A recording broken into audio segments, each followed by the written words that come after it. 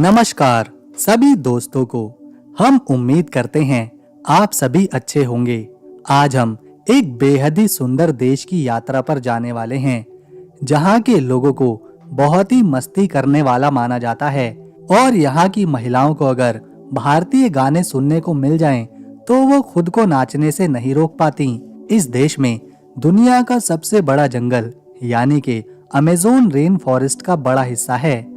दुनिया की कुछ सबसे प्राचीन सभ्यताओं के शहर ये देश अपने अंदर समेटे हुए है। यहाँ की राजधानी में हर सड़क पर मार्केट देखने को मिलती है, जहाँ आपको बहुत सारे लोग चलते फिरते दिखेंगे। कुछ साल पहले तक इस देश में गरीबी बढ़ रही थी, जिससे लोगों की आर्थिक स्थिति ठीक नहीं थी। ज्यादातर लोगों को एक से ज्यादा नौकरियां करनी पड़ रही थी और इसी वजह से इस देश में बहुत सी महिलाएं देह व्यापार भी करती हैं और ये काम यहाँ कानूनी रूप से मान्य भी है। आज ये देश तेजी के साथ अपने शहरों को विकसित कर रहा है और अपनी प्राकृतिक सुंदरता, इतिहास और संस्कृति से लाखों सैलानियों को अपनी ओर आकर्षित कर रहा है। दोस्तों, ये कमाल का और सुंदर देश है पेरू।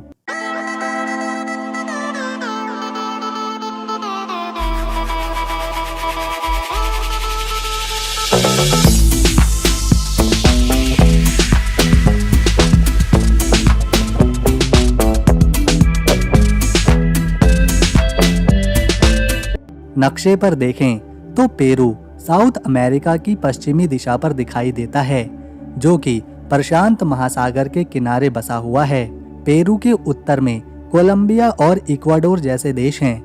दक्षिण की दिशा चिली और बोलिविया से जुड़ती है। पूर्व की तरफ ब्राजील है और पश्चिम में विशाल प्रशांत महासागर का तट। ये एक विशाल भूभाग वाला देश है, जिसका क्षेत्रफल 12,85,216 स्क्वायर किलोमीटर में फैला हुआ है और एरिया के लिहाज से ये दुनिया का 9वां बड़ा देश बनता है। यहाँ पर 3,42,00,000 से ज्यादा लोग रहते हैं, जिनमें से 50% पुरुषों की आबादी है और 50% ही महिलाओं की। पेरू की आबादी में सबसे बड़ा धर्म ईसाई है, जिसे यहाँ के 80% लोग फॉलो करते हैं। 5% में स्थानीय धर्मों के मानने वाले हैं, जबकि 5% में अन्य धर्मों के लोग यहाँ पर रहते हैं और 10% में ऐसे लोगों की आबादी है जो किसी भी धर्म पर यकीन नहीं रखते। यहाँ के लोग स्पेनिश भाषा बोलते हैं और स्पेनिश ही पेरू की आधिकारिक भाषा भी है। इसके अलावा कुछ लोग क्वेचुआ और आइमारा भाषा भी बोलते हैं। ये दोनों भाषाएं ज्यादातर गाँव में रहने वाले लोग इस्तेमाल करते हैं। ये है देश का सबसे पहचाने जाने वाला स्थान, जिसे माकू पिकू कहा जाता है। ये जगह काफी ज्यादा प्राचीन और रहस्यमयी है, जो कि एंडीज के पर्वतों पर मौजूद है। दरअसल ये एक प्राचीन शहर है, जिसे इंका सभ्यता के लोगों ने बसाया था 1438 से 1533 के बीच, और उस समय इनका साम्राज्य अमेरिका का सबसे बड़ा साम्राज्य हुआ करता था। माकू पिकू का अर्थ होता है प्राचीन ऊंचाई या फिर प्राचीन पहाड़, क्योंकि ये प्राचीन शहर 2430 मीटर यानी कि 8000 फीट की ऊंचाई पर बसा हुआ है। इस शहर में कई इमारतों के अवशेष, मंदिर और मेड़ बनी हुई हैं, जिन्हें खेती के लिए इस्तेमाल किया जाता था। साल 1901 में अमेरिकन पुरातात्विक वैज्ञानिक हिरम बिंघम ने इसे सबसे पहली बार खोजा था। इसके बाद मानो पूरी दुनिया में ये प्रसिद्ध हो गया। लाखों सैलानी हर साल इस प्राचीन शहर को देखने आने लगे और 1983 में इस अद्भुत सभ्यता वाले माकू पिकू को यूनेस्को ने अपनी वर्ल्ड हेरिटेज साइट्स में शामिल किया। आज ये जगह पेरू की सबसे प्रमुख पर्यटन स्थलों में से एक है।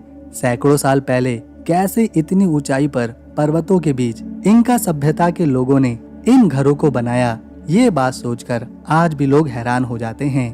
पेरू में आपको स्पेनिश संस्कृति वाला खान पान और त्योहारों का प्रभाव देखने को मिलेगा।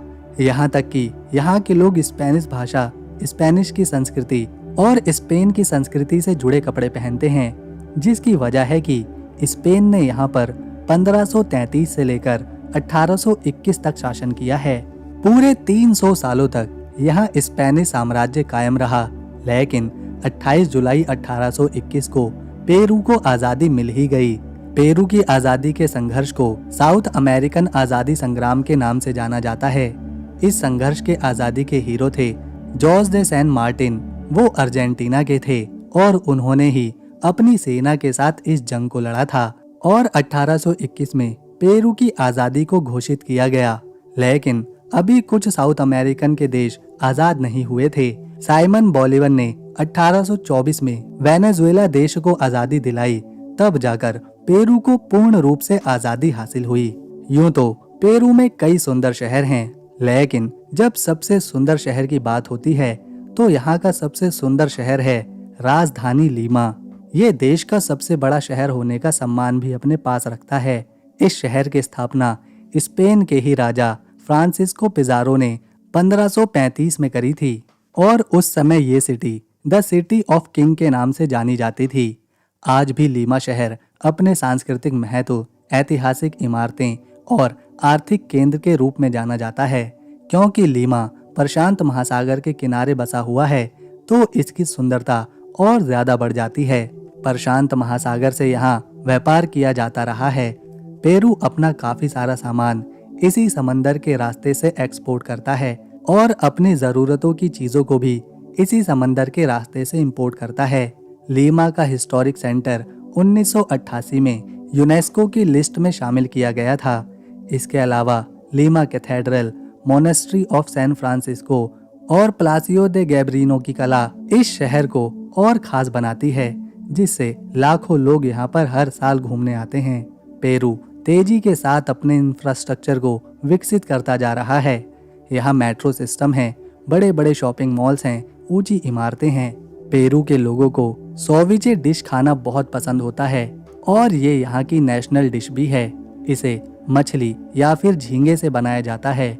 नींबू के रस, प्याज, मिर्च और कई तरह के मसालों के साथ बनकर ये तैयार होती है।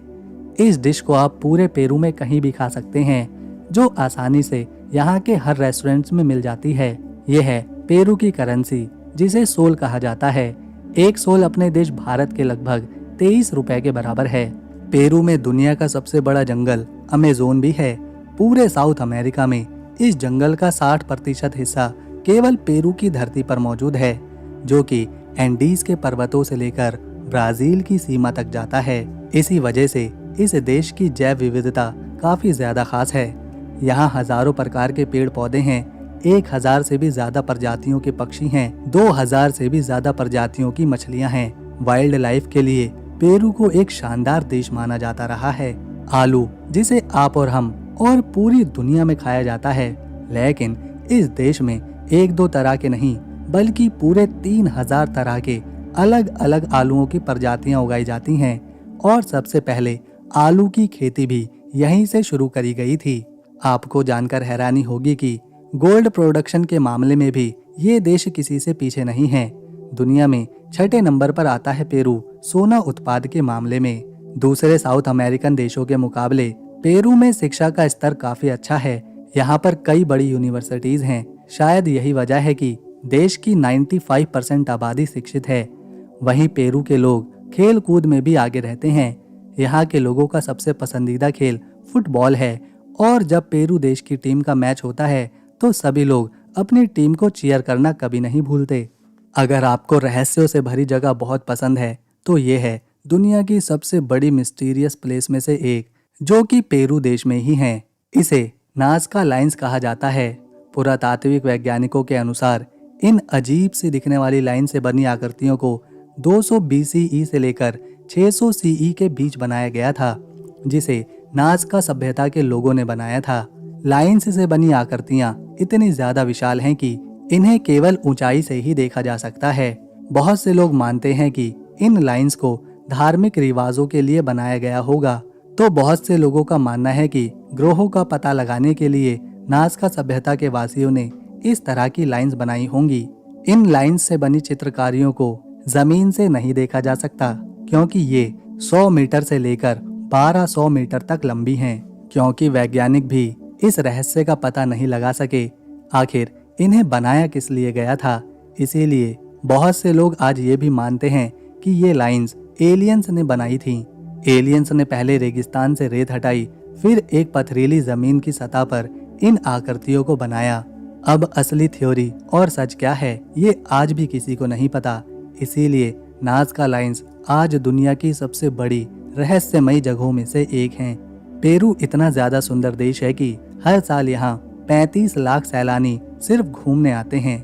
जिन्हें इतिहास में रुचि है वो यहाँ स्पेन की संस्कृति और आज़ादी को समझते हैं। जिन्हें रहस्य पसंद है उनके लिए नाज़का लाइन्स हैं। जिन्हें समंदर के किनारे बैठकर आराम करना पसंद है उनके लिए विशाल प्रशांत महासागर का किनारा है। इस देश को 4 क्षेत्रों से कमाई होती है, जिसमें पहली है माइनिंग से।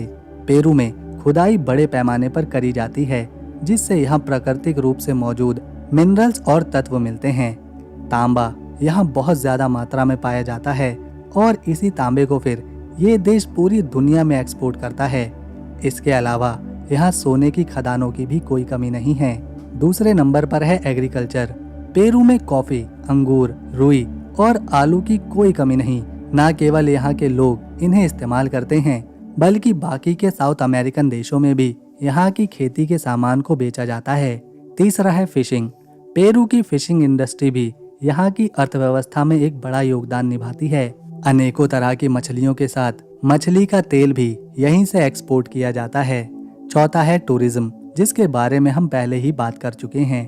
पेरू के लोग हमेशा से चाहते थे कि उनके देश के भी किसी व्यक्ति को नोबेल प्राइज से सम्मानित किया जाए, क्योंकि 2010 से पहले पेरू ने कभी नोबेल प्राइज नहीं जीता था। लेकिन यहाँ के लोग लगातार हर क्षेत्र में अच्छा काम करते जा रहे हैं और आखिरकार साल 2010 में मारियो वर्गस ने लिटरेचर के क्षेत्र में ये पुरस्कार अपने नाम कर ही लिया। तो दोस्तों, ये था एक अद्भुत देश पेरू।